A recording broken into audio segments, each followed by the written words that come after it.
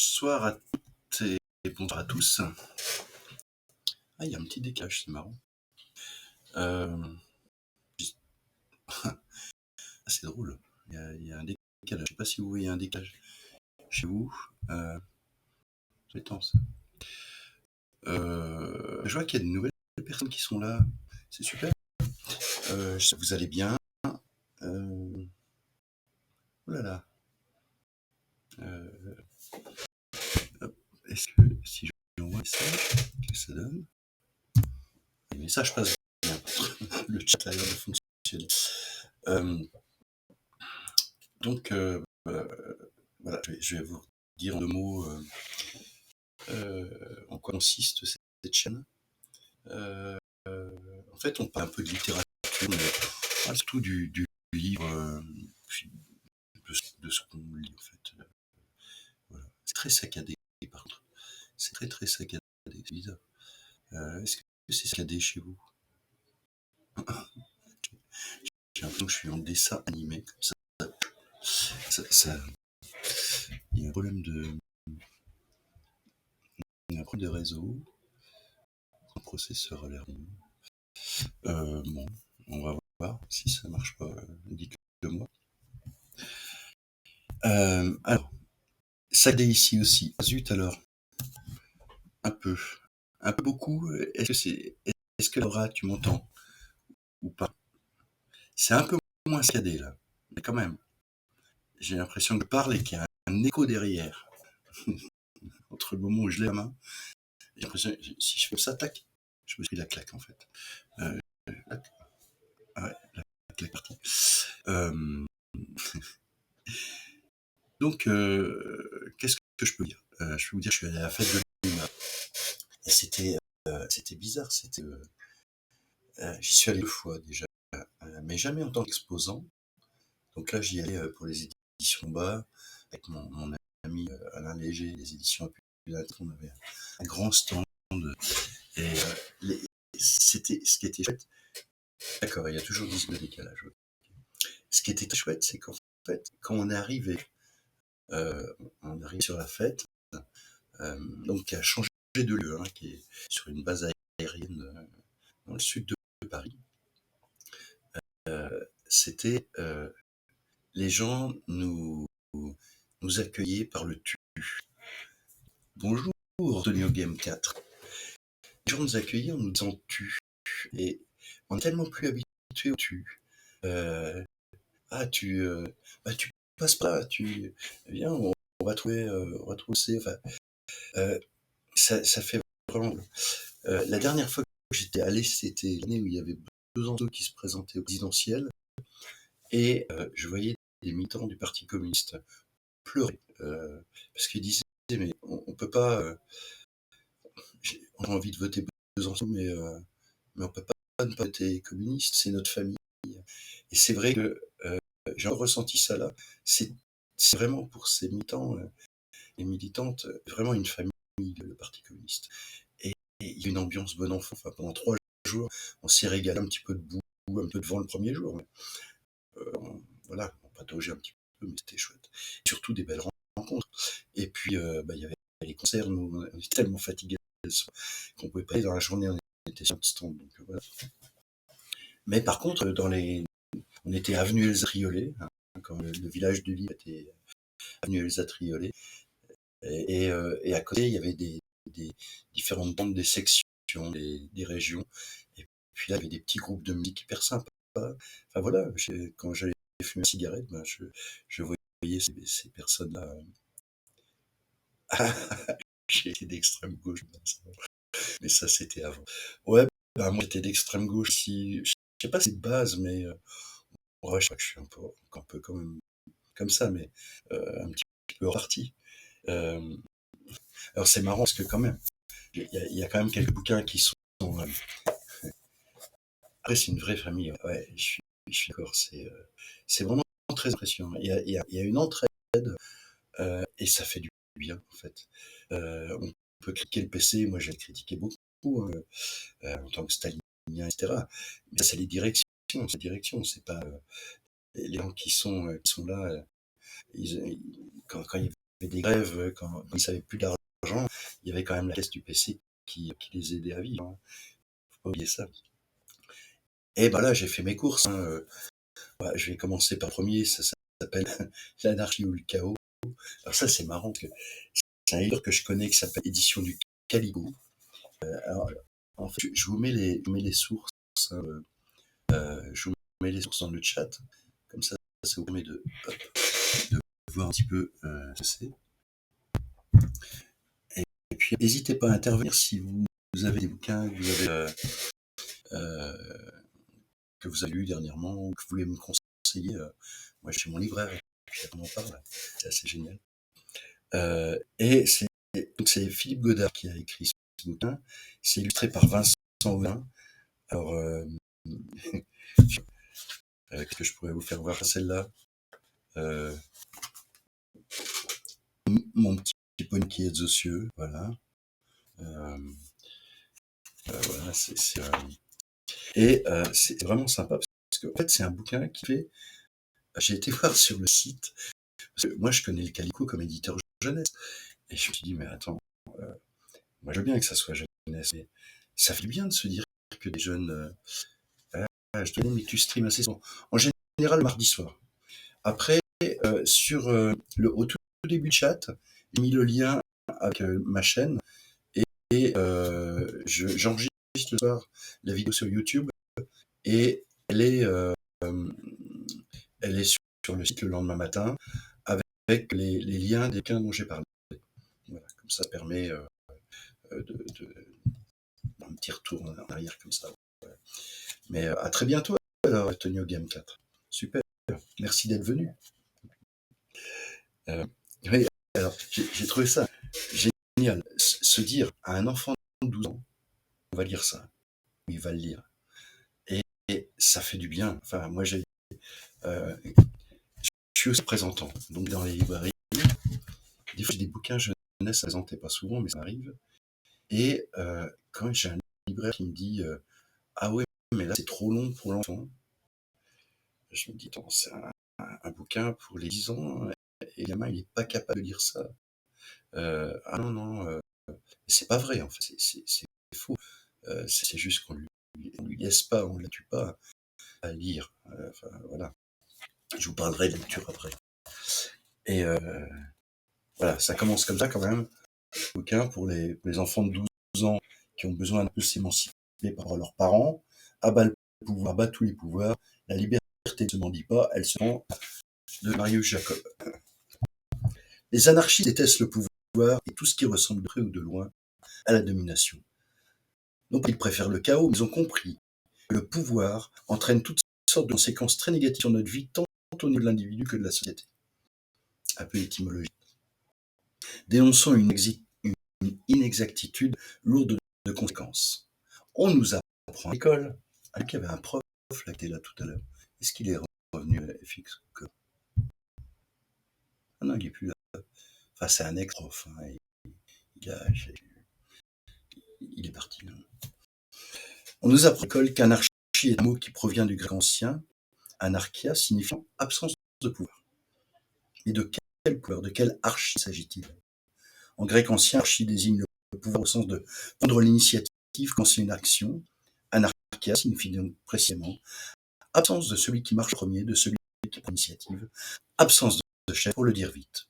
Nous apprenons à l'école que démocratie vient du grec démocratia, pouvoir du peuple. Or, cratie n'a pas tout à fait le même sens qu'archie. Cette fois, il va bien loin et cherche même à limiter la créativité maintenant. Excusez-moi.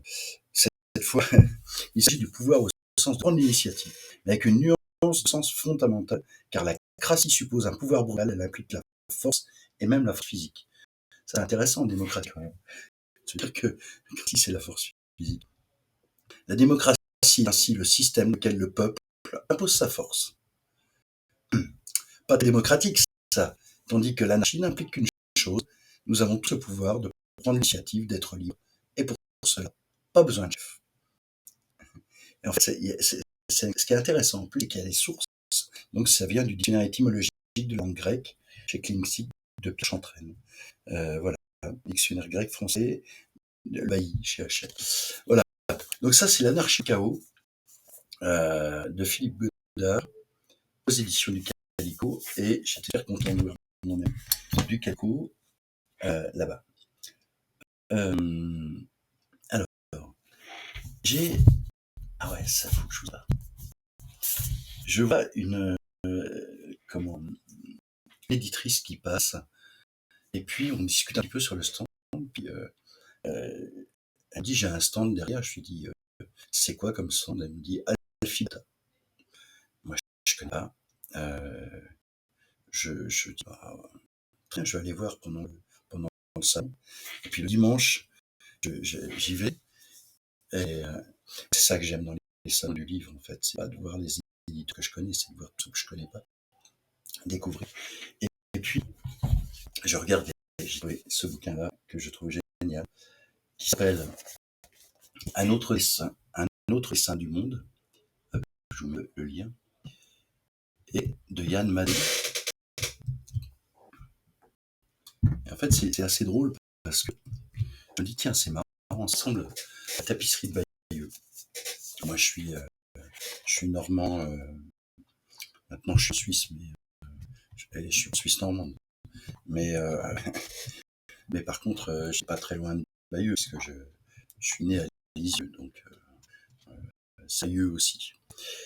Et ce qui est intéressant, c'est le lien entre Sicile et la Normandie.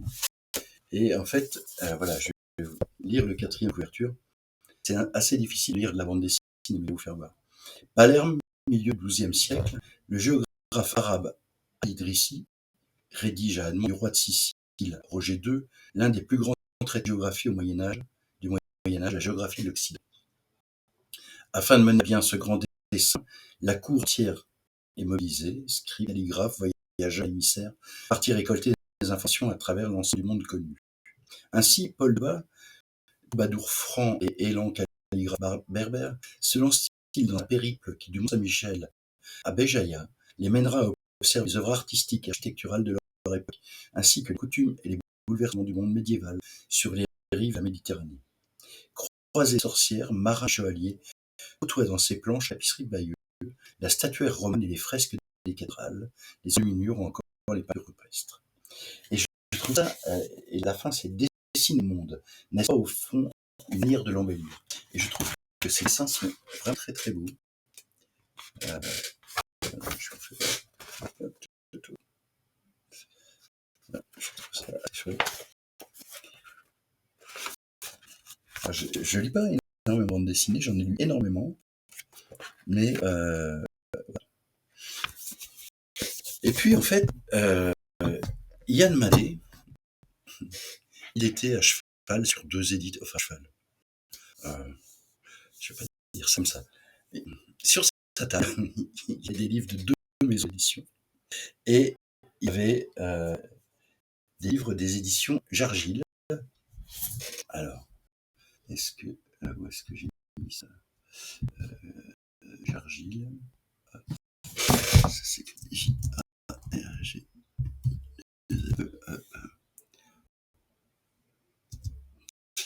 Je vous mets la source. Et là, grand bonheur, parce que Colette Magny,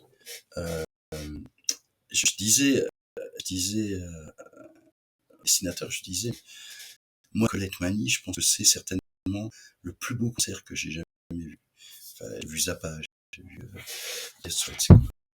mais Colette Magny, il y avait une puissance. Je me souviens, j'ai vu, donc je cherchais quelle année, mais c'est 1977, et je l'ai vu au Hall Sorel à Caen.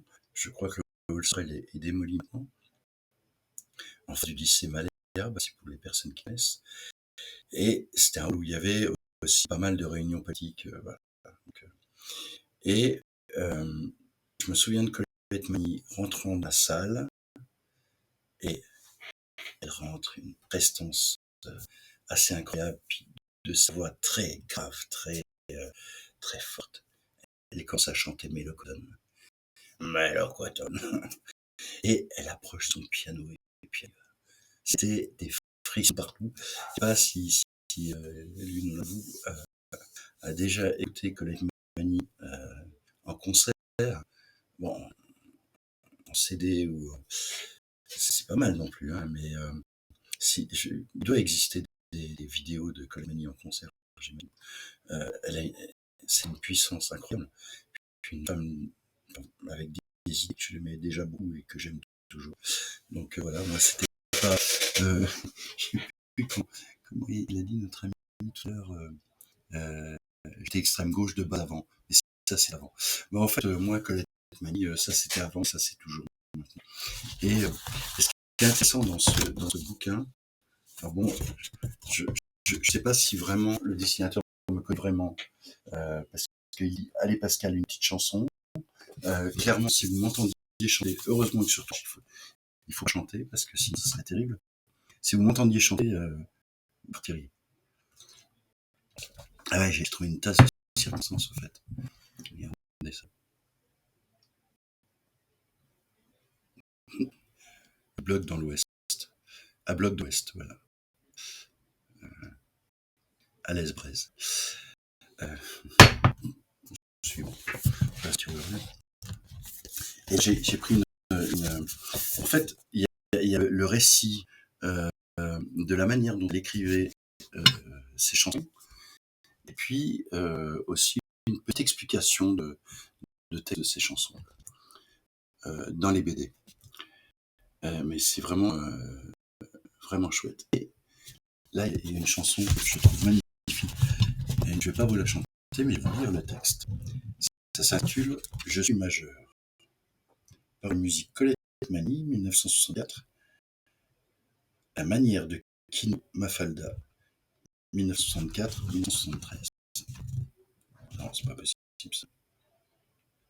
Je sais pas pourquoi c'est marqué 1960. Ah oui, Mafalda, c'est 1964 à 1973. Pas Kino.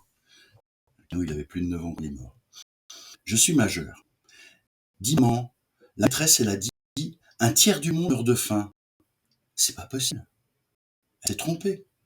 Moi, je partagerais bien mon dîner. Mon enfant, les choses ne sont pas si simples. Tu seras grande, tu comprendras. Enfin, bien sûr, je suis majeur, mais je n'ai toujours pas compris. Dites-moi, ma mère, il y a du minerai au Katanga. Alors pourquoi les Baloubas mangent les sodas? Il y a eu un machin, il y a eu une croisade contre la faim. Quand tu auras terminé tes études, on en reparlera. Bien sûr, j'ai terminé, mais nous n'en avons jamais parlé. Enfin, papa, pourquoi l'Inde refuse-t-elle les excellents de beurre qu'on lui offre? Jeune homme, l'incidence du politique sur l'économique. Bien sûr, je suis majeur, mais je n'ai toujours pas compris. Voilà. Super bande dessinée, donc Colette Mani, des petites chansons communistes. C'est très drôle. Aux éditions Jargil, qui est aussi une maison d'édition que je ne connaissais pas. Voilà. Alors, en face de notre stand, il y avait les éditions du Petit Pavé. Et j'avoue que, alors là, j'ai vraiment découvert deux poètes incroyables, Gaston Coutet et Jeanne Rix. Alors, en fait, ils sont vraiment dans la même veine. Je vous mets les deux parce que ils sont vraiment dans la même veine. En fait, les chanteurs populaires, c'est les chanteurs aussi qui fait pas mal de cabarets. Et c'est vraiment intéressant parce que alors, Gaston Coutet, poète de la fin du 19e et début du 20e, auteur auteur connu aujourd'hui, comme nous, il a connu un changement d'époque. Il a vécu la fin d'une forme de société rurale. Nous vivons la fin de la société industrielle. Ces textes dénoncent l'appétit des puissants qui veulent toujours plus, par plus que jamais à notre époque. Les paroles des laissés-pour-compte des changements résonnent toujours dans la société aujourd'hui. Longtemps sous-estimé du fait de sa culture paysanne, de son parcours de chansonnier et des idées libertaires, Gaston Coutet n'a pas été valorisé à la hauteur de son talent. Et donc c'est Paul Masson, l'auteur, qui nous invite à découvrir la richesse de l'œuvre d'un poète majeur. Et j'adore. Écoutez cette voix. Je vais passer par celle-là. Parce que ce texte, il est splendide, il a pleuré. S'intitule Le fondeur de canon. Je suis un pauvre travailleur, pas plus méchant que tous les autres. Je suis peut-être meilleur, ô patron, que beaucoup des vôtres. Mais c'est mon métier qui veut ça, et ce n'est pas ma faute, en somme, si j'use chaque jour mes bras à préparer la mort des hommes. Pour gagner mon pain, je fonds des canons qui tueront demain, si la guerre arrive. Que voulez-vous? Faut pas qu'on vive. Je fais des outils de trépas et des instruments à blessure, comme un tisserand fait des draps, le cordonnier des chaussures, en fredonnant une chanson où l'on aime toujours sa monde. Mieux ça qu'être un vagabond qui tend la main à tout le monde. Et puis, je suis aussi ceux qui partiront pour les frontières lorsque rougira dans les cieux l'aurore des prochaines guerres. Là-bas, nos ennemis seront les vôtres. Toi, une poitrine d'homme clair. Ne va pas maudire, ô toi qui dormiras un jour peut-être, mon dernier somme auprès de moi, dans la plaine les bœufs vont paître. Vous dont les petits grandiront, ne maudissez pas, ô mère. Moi, je fais que des canons. Ce n'est pas moi qui les fais faire. Voilà, je trouve ce texte magnifique. Et puis l'autre, qui est assez, assez dérangeant, je lis pas entier parce qu'il est extrêmement long, mais vous allez voir. Ça s'appelle Les électeurs. Ah bon Dieu, avec des affiches sur les portes des granges. C'est donc qu'il y a encore que qu'un baladin un Louis dimanche, qui dans dessus des cordiaux un beau tient de la place. Non, c'est moins ça. Sans tout, on vote à la mairie. Et les grands mots qui flottent dessous du vent passent. Dévouement, intérêt, république, patrie. C'est le peuple souverain qui les affiche et relie. Les vaches, les moutons, les ouets, les dindons, sans au champ, ni plus ni moins que les autres jours, en fiant en loin des affiches bourgs. Les électeurs s'en vont aux urnes, se rengorgeant. En route, allons voter. Crée bon Dieu. Les bounes gens, c'est nous que je tenons à cette heure, les massins de la charrue. J'allons la faire aller à Dia ou bien à U. Pas d'abstention. C'est l'idée qui vous appelle. Profitez de ce que j'en suffrage universel. Les vaches, les moutons, les ouets dindons pâturent dans les chaumes d'orge à belle goût et tranquille, sans songer qu'ils sont privés de le droit civil. Il y a monsieur Chose et il y a monsieur Machin comme candidat. Les électeurs ont pas les mêmes paires de lunettes. Moi, je voterai pour ce style-là. Ah ben, moi, je voterai pas. C'est un foutu crapule. C'est un gars qui est honnête. C'est un partageux. Oh, c'est un cocu. C'est pas vrai. On dit qu'il fait élever sa grosse chelée curée. C'est un blanc. C'est un rouge, qui disent les électeurs. Les aveugles chamaillent à propos des couleurs. Les vaches, les moutons, les œufs, les dindons, elles se foutent un peu que leur gardeux, et non Paul ou Pierre, qui soit noir comme une taupe ou rouquin comme une barotte. Ils bromment, ils se bêlent, ils se gloussent comme les gens qui votent. Mais ils savent pas ce que c'est que de gueuler. Vive monsieur le maire. C'est un tel élu. Les électeurs vont boire, d'aucuns comme à la noce, d'autres comme à l'enterrement. Le soir, et le peuple souverain, elle retourne en brancion. Il y a du vent qui tombait les poires. Les vaches, les moutons, les ouets et dindons prennent souhait de barbe et de grain tous les jours de la semaine. Ils se mettent pas à chouer puisqu'ils ont la panse pleine. Les élections sont terminées. ou même qui dirait que v'là les couvrailles, fait qu'on attend le mousson. Faut que les électeurs tiennent une écu blanc et jaune pour les porter percepteurs de le canton. Qui ruisseaux ou grosses pertes dans le grand fleuve du budget. Où ce que les malins pêchent, où ce qu'ils naviguent les coups. Les électeurs font le couver des cailloux sous la route. Où ce que le représentant passe au carrosse avec des chevaux qui sont un plaisir à les salosses. De semer des crottes à mesure que le souverain balaye. Les vaches, les moutons, les ouets, les dindons, se laissent débrouiller de leurs œufs, de leur laine et de leur lait. Aussi bien qu'il avait un prix par élection. Ah boum! Là la guerre. Là le tambour qui coule la charge. Portant drapeau les électeurs avec le gars, vont terpeler les chamblés, ou qui ne moissonneront pas. Feu qu'on le dit. Et mon feu. En avant, marche! Les temps qui peuvent aller marchent. Ils se marchent. Ils se marchent. Les gros canons dégueulent, on leur pousse dans le pensier. Les balles tombent comme des pernes quand le vent secoue les preniers. Les morts s'entassent.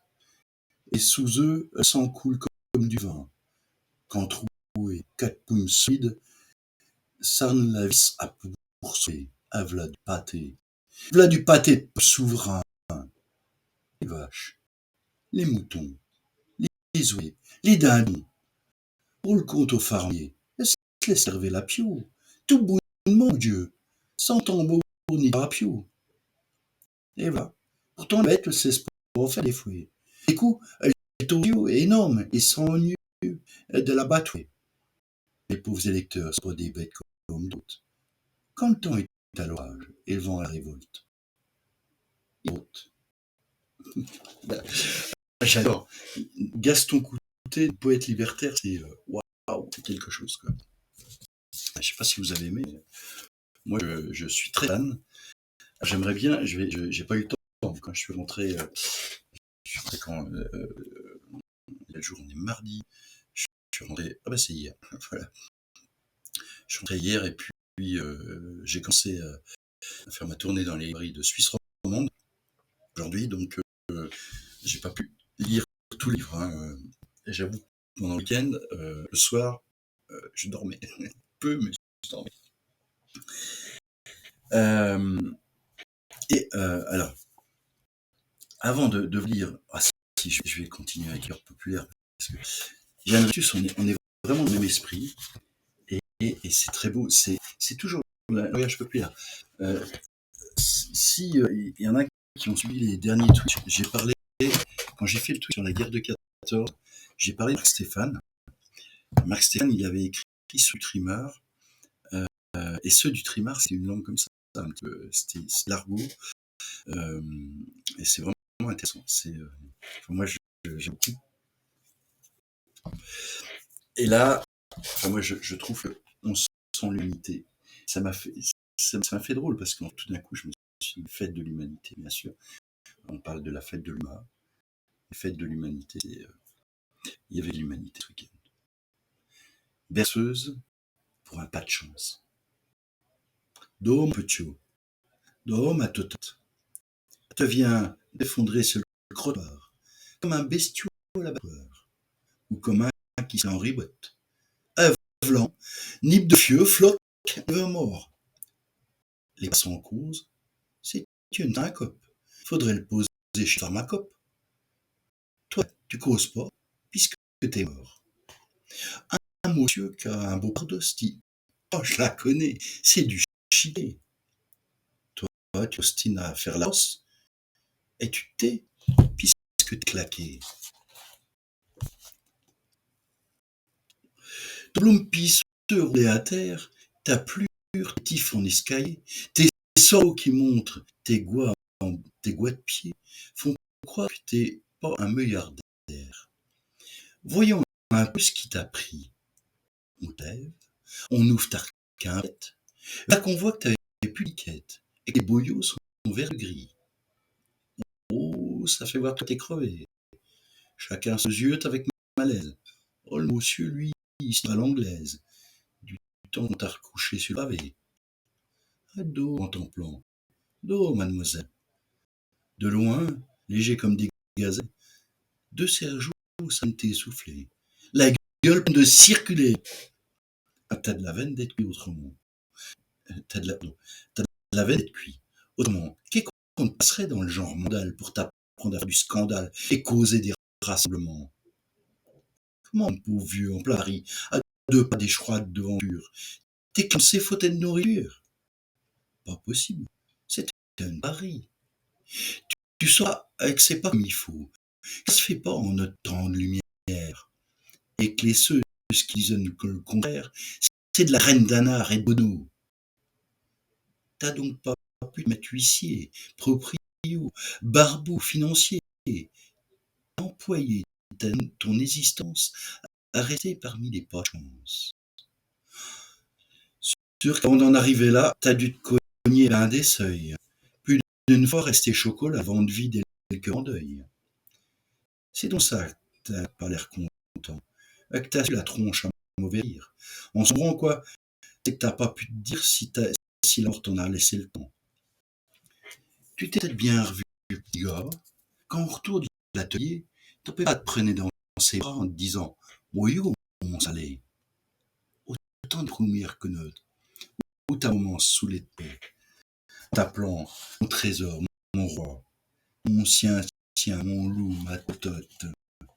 Et puis, elle te faisait dans les tétés des papates et satouillettes, et t'inondait des ouillettes, du kiki à la berdouillette, comme une pluie d'orage en été. Hein? Si elle voyait là, ta vieille, elle lèverait ses pauvres mains au ciel en disant moi que je l'ai nourri, il est claqué de faim, mon petit.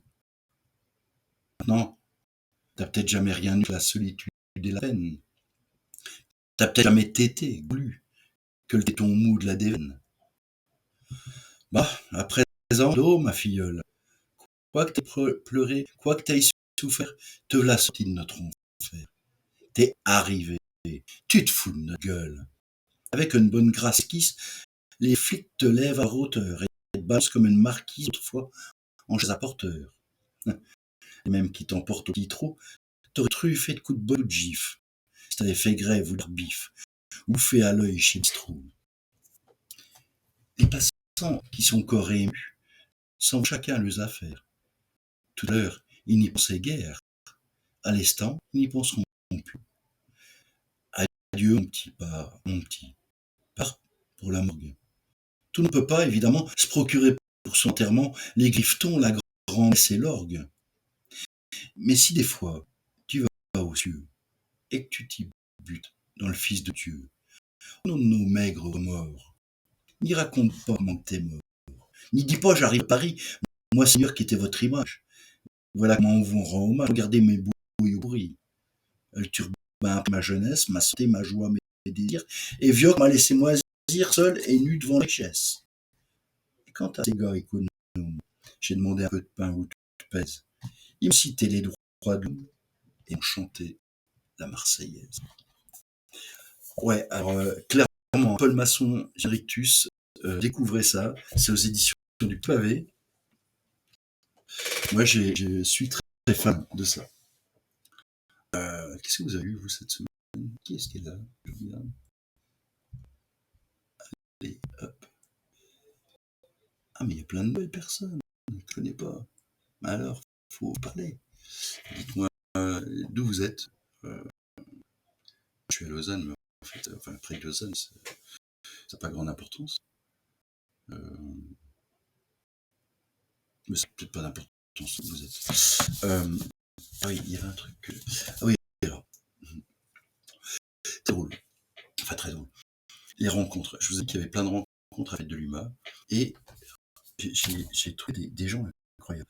Entre autres, alors, je remettrai le lien après, mais j'ai pas. Je vais juste vous mettre son nom. Aussi, je peux vous mettre son site, peut-être. Est-ce qu'il y a son site? Bon, si vous cherchez sur Internet, vous allez trouver, parce qu'a priori, c'est quelqu'un qui partait beaucoup sur Internet. C'est Fabrice Selingan, je pense. Selingan. Et en fait, il fait des bouquins de poésie, comme ça. C'est quelqu'un qui a eu, qui passe très, très près de la mort, et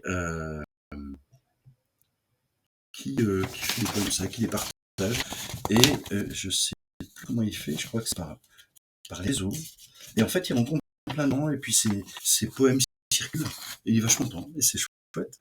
Et je lui dis, bah, j'en lirai au Twitch. Euh, et je vais vous en lire. Ah oui, ça, je trouvais ça très joli.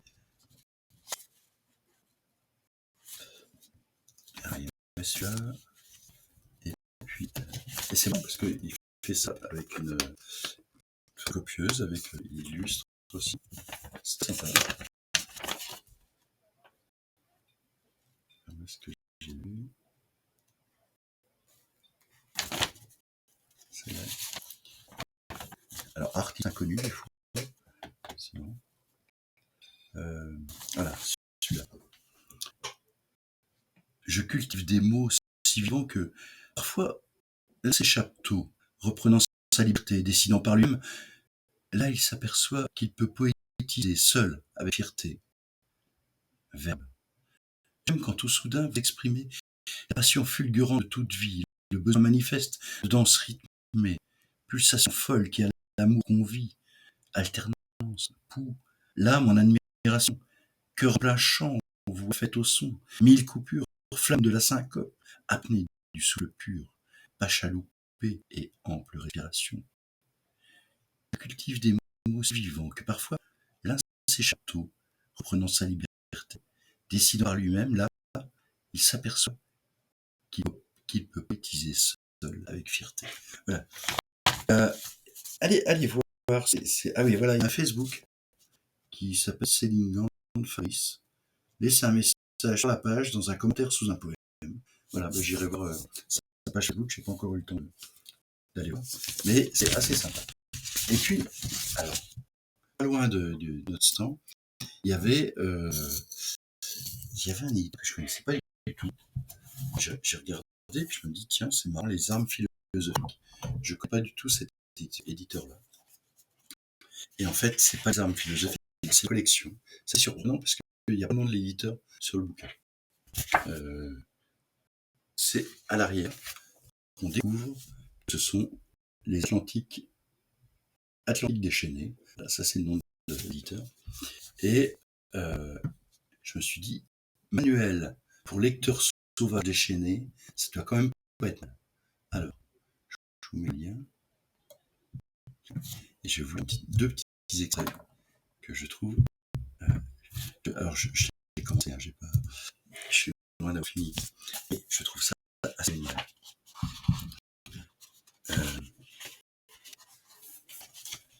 C'est vraiment sur, justement, ça fait écho aussi à ce texte, ce poème. Si tu n'as beaucoup de temps pour lire, ne crois pas au temps. Le lave-vaisselle bourdonne, il est tard et tu es épuisé. Les lecteurs sauvages ne se vautrent pas dans le canapé, mais se lavent, se parfument les lobes des oreilles et s'abonnent entièrement à la lecture de Catulle. Alors, ils commencent à se sentir vivants. Et qui se préoccupe encore du temps qui passe dès lors qu'il est vivant? L'école de l'ennui absolu va produire des analphabètes fonctionnels, croyant en une pensée unique, en une seule réalité. Contre les ennemis de l'émotion et de l'intelligence, les lecteurs sauvages appréhendent des réalités innombrables et diverses à travers la poésie, la science, l'art et le rêve. Aucun ennemi n'est tout puissant si nous cessons d'être ses complices. Et un autre passage que je trouve magnifique. J'ai trouvé ça incroyable, ce truc. Où est-ce que ça commence?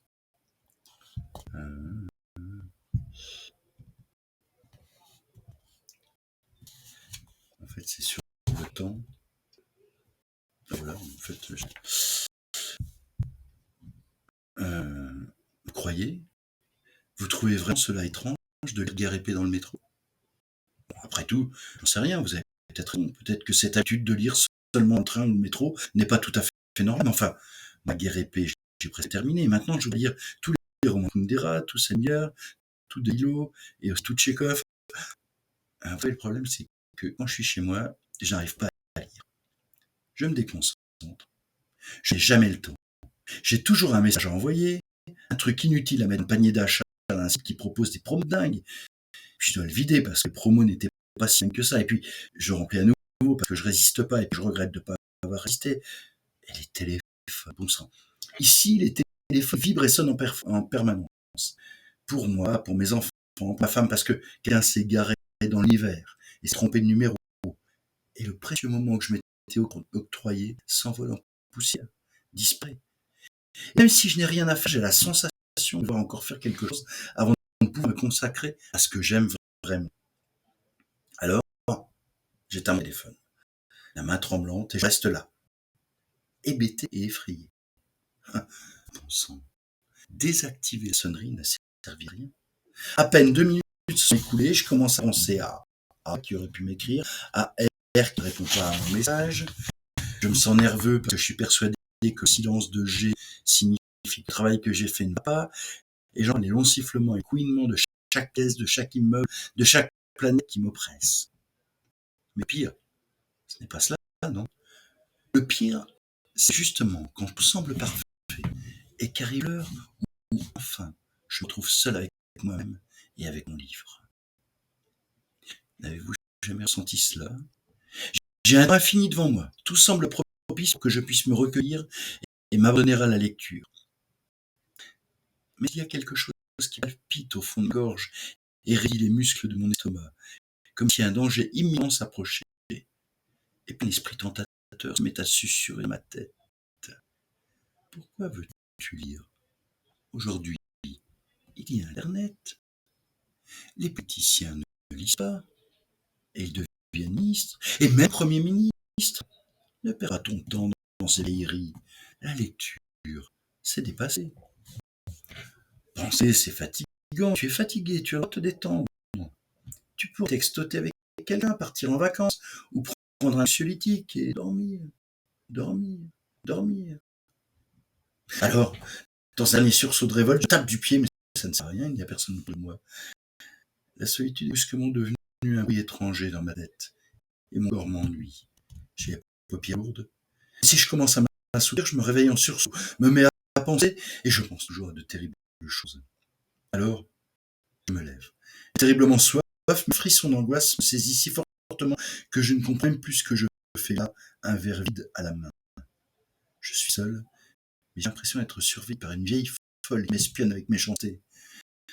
Je voudrais sortir, mais chaque fois que j'arrive dans la porte, je fais demi-tour. Quelle maladie s'emparer de nous? Comment sommes-nous arrivés là? Je n'en sais rien. Je me demande comment me soustraire à cette maladie, et les questions se bousculent dans ma tête. Qu'apprendrais-je à lire pour vivre? Ne deviendrai-je jamais un lecteur sauvage? Réussirai-je enfin à être moi-même? Parfois les questions ne sont qu'une utilité, les réponses non plus. Il s'agit juste de commencer. Moi, j'ai commencé. Désormais, je suis un lecteur précaire qui voudrait devenir un lecteur sauvage. Désormais, je lis seulement dans les métros, dans le train, en avion, dans les bars, au milieu des gens, dans le bruit, partout, excepté là où je devrais le faire. Parce que la solitude me terrifie et que les instants d'honneur me filent entre les doigts. Au fond, nous sommes tous des êtres simples.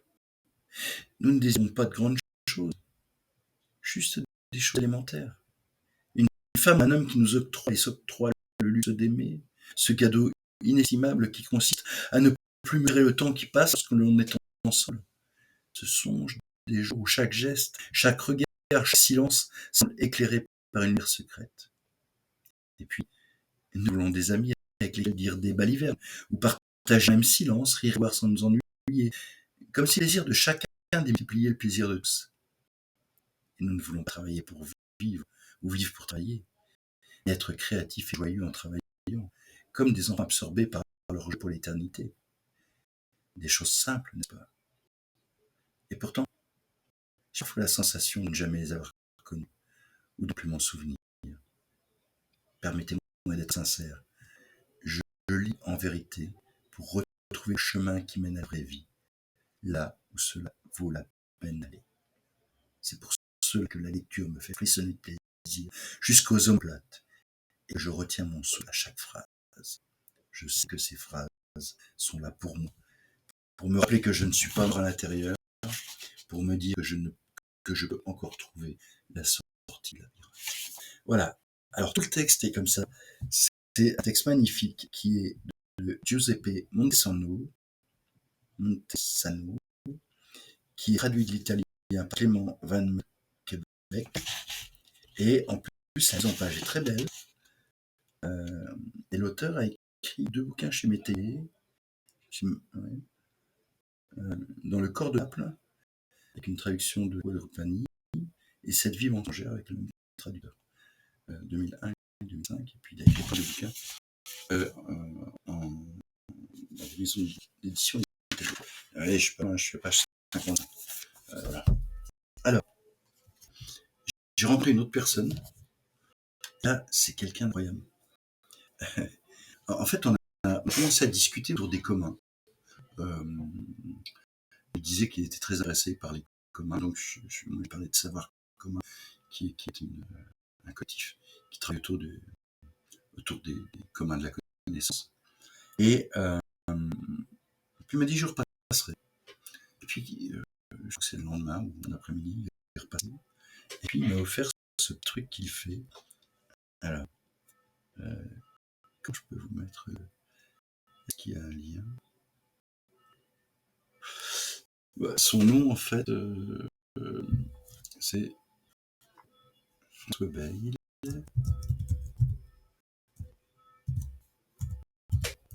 Vous avez les sources sur le YouTube qui sera mis en ligne ce soir. Et il a fait un petit manuel en 12 leçons du bâtisseur marité de pêche insulaire en pierre. Écluse à poissons des îles Atlantiques, Oléron, Ré-Lieu, etc. Voilà. C'est un petit truc comme ça. C'est assez marrant. Et en fait, alors il faut que il m'a expliqué un peu. En fait, le principe, c'est comment faire en fait. Je vais vous lire au début parce que c'est drôle, très intéressant. Mais j'ai pas tout compris. Je suis pas un bâtisseur. Bien que j'avais le bracelet que j'avais pour 3 jours, la fête de l'UMA, c'était marqué dessus bâtisseur. Je me suis demandé ce que je bâtissais. La communauté d'intérêt de génération qui se constitue autour de chaque écluse utilise un langage particulier, comme vous pourrez lire ci-après. Cette communauté ne transmet plus comme autrefois son art de bâtir à de jeunes adultes. C'est la raison de ce qui suit. Cette communauté n'échappe pas aux travers humains de recherche de pouvoir avec l'âge. Le pêcheur régulier qui donne l'alerte est aussi important que le bâtisseur confirmé qui s'absente. Quel est ce mur visible à marée basse? Le mur est une demi-once percée de quelques passages d'eau. La page au nord de l'église. Alors, voilà, c'est extrêmement illustré.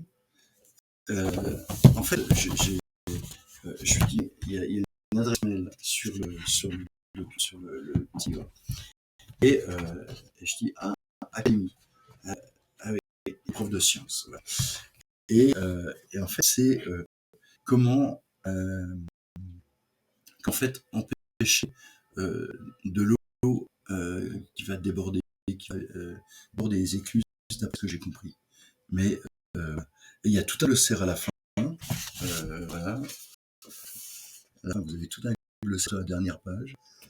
C'est très bon, je trouve, ce système de lecture comme ça. C'est extrêmement documenté. C'est un cours de physique, de sciences, pour comment se comportent les pierres sous l'eau. Elles coulent. La pierre n'est pas portée par l'air lorsqu'elle tombe, mais dans l'eau, c'est différent. À plat, elle coule lentement, et debout, elle descend. Densité calcaire, environ 2, densité eau, environ 1. Archimède généralise, tout pour plonger dans un fluide, etc. Voilà. Et donc, vous avez le corps qui... Voilà, ça, c'est assez marrant. Voilà. Et puis, on était boire un café avec mon ami 1. C'était le samedi matin, en fait. Et là, il y avait une militante super sympa. Et elle nous a fait ce petit bouquin, qui est un bouquin remarquable. C'est un bouquin qui a été fait, ça s'appelle PCF 100 ans, 1920-2020, 100 ans de lutte, Front communiste de l'Indre. Et c'est assez génial, en fait. Ils ont fait une recension des faits engagés dans l'Indre, avec ce qu'ils ont pu avoir comme source, quoi. Et voilà, je vais vous lire le témoignage de Raymond Jabouille, qui est en 1922 à Issoudun et qui est décédé le 3 février 2018 à Issoudun.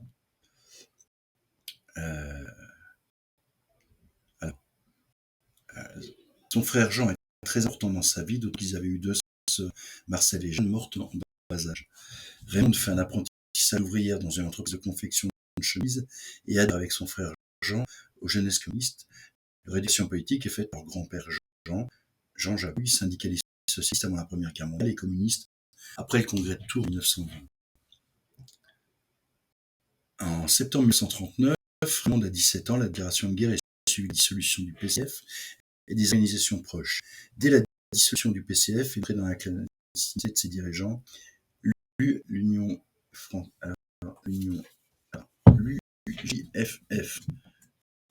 là il y a une note, UJFF, c'est l'Union des jeunes filles de France, organisation politique liée à la Fédération de jeunesse communiste de France, créée en 1936 par Daniel Casanova, dissoute en 1974.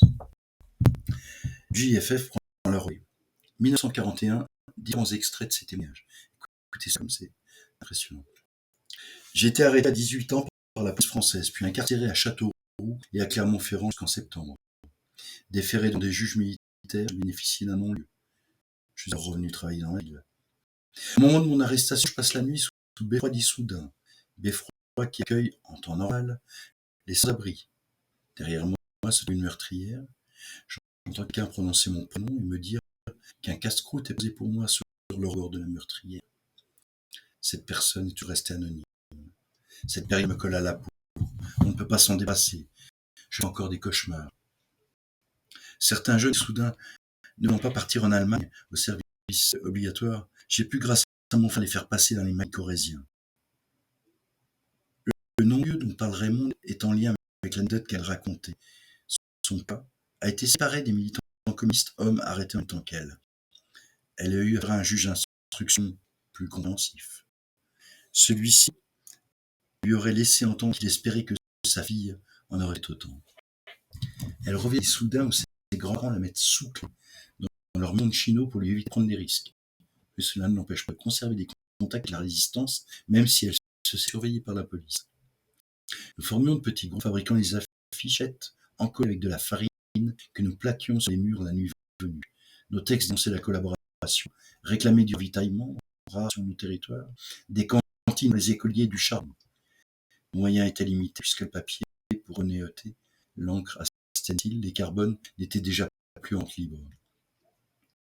Nous avons su vite faire de faux bons au nom de clients fictifs et notre propagande s'est développée. Raymond participe également beaucoup à des actions telles que secours aux familles emprisonnées, renseignements et liaisons, convoyage d'armes. En 1942, je suis allé à Paris chercher un bébé d'une famille juive. Au total, j'ai caché une quinzaine d'enfants juifs qu'on répartissait dans des fermes. Je faisais le ravitaillement. J'ai eu beaucoup de chance de n'avoir jamais été arrêté. J'ai vécu avec un Israélite avec qui j'ai eu 3 enfants et 5 petits-enfants. Quand je me suis mise avec lui, cela a été mal pris dans l'entourage. En 2014, pour sauver des enfants, elle est promue tardivement chevalier d'ordre national du mérite. Après-guerre, Raymond travaille comme ouvrière dans l'industrie des cuirs et peaux, dont Issoudun s'est fait une spécialité. Dirigeante de l'ANACR, et l'ANACR, c'est l'Association nationale des anciens combattants de résistance, une des principales composantes des FFI. Raymond est de multiples reprises porte-drapeau, porte-parole intervenant dans les établissements scolaires. Avec beaucoup d'autres femmes, Raymond a participé à la résistance, impulsant missions plus périlleuses. Beaucoup d'entre elles perdent leur vie, leur engagement. Voilà, c'est. Alors, il y a plein de récits de femmes comme ça, et je trouvais que c'était extrêmement touchant. Et génial d'avoir fait un petit bouquin comme ça pour mettre en avant ces femmes et tout ce qu'elles ont fait. Voilà. Donc ça s'appelle 100 ans de combat pour l'émancipation humaine. Je ne sais pas si on le trouve. Femmes communistes de l'art. Je vous mets la référence. Et puis la dernière chose, j'étais avec mon camarade Alain Léger des éditions Plus d'un titre, et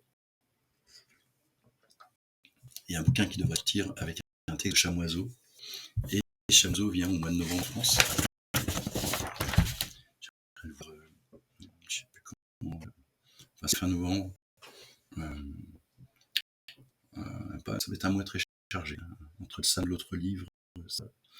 Voilà. Et là, en fait, il y a un texte qui avait été que justement Alain Léger avait fait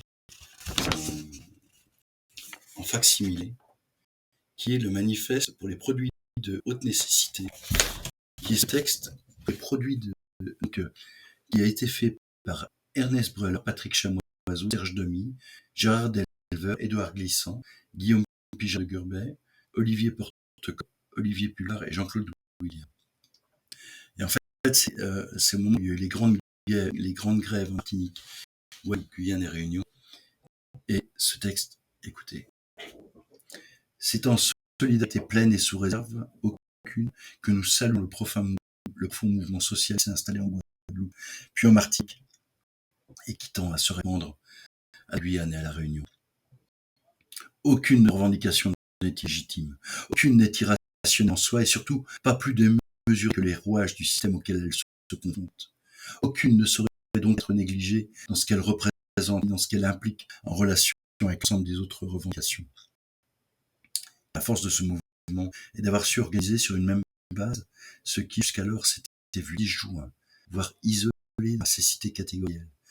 À savoir, les luttes jusqu'alors inaudibles, les administrations, les hôpitaux, les établissements scolaires, les entreprises et collectivités territoriales, tout le monde associatif, toutes les professions artisanales ou libérales. Mais le plus important est la dynamique du lianage, qui est d'allier et de rallier, de lier, relier et relayer tous ceux qui se trouvaient désolidarisés, et que la souffrance réelle du plus grand nombre, confrontée à un délire de concentration économique, d'entente et de profit, rejoint les aspirations diffuses, encore inexprimables mais bien réelles, chez les jeunes, les grandes personnes, oubliées, invisibles, autres souffrants indéchiffrables de nos sociétés. La plupart de ceux qui défilent en masse découvrent, on recommence à se souvenir, que l'on peut saisir l'impossible collé ou enlever le trône de notre renoncement à fatalité. Voilà. Ouais, je vous suggère juste d'enlever le trône de votre renoncement à la fatalité. Moi, ce que je vais essayer de faire, je trouve ça incroyable. C'est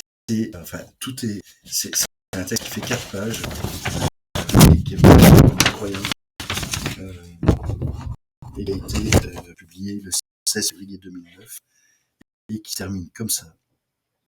Ainsi, chers compatriotes, en nous débarrassant des archaïsmes coloniaux, de la dépendance et de l'assistanat, en nous inscrivant résolument dans l'épanouissement écologique de nos pays et du monde à venir, en contestant la violence économique et le système marchand, nous naîtrons au monde avec une visibilité levée du post-capitalisme et d'un rapport écologique global aux équilibres de la planète. Alors voici notre vision. Petit pays, soudain au cœur nouveau du monde, soudain immense d'être les premiers exemples de société post-capitaliste, capable de mettre en œuvre un épanouissement humain qui s'inscrit dans l'horizontale plénitude du vivant.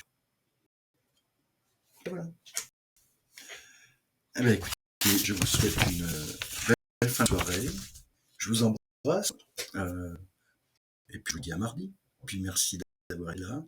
Et puis, continuez à lire, lisez. Et puis, n'hésitez pas à me dire ce que vous avez lu, ce que vous avez pas aimé. Voilà, on est là pour partager. Là, j'ai beaucoup parlé. Peut-être que dans les prochains tweets, ça va être mon amoureuse. Voilà. Je vous embrasse. Et puis, je dis à Martine. Salut. Oh, il sonne.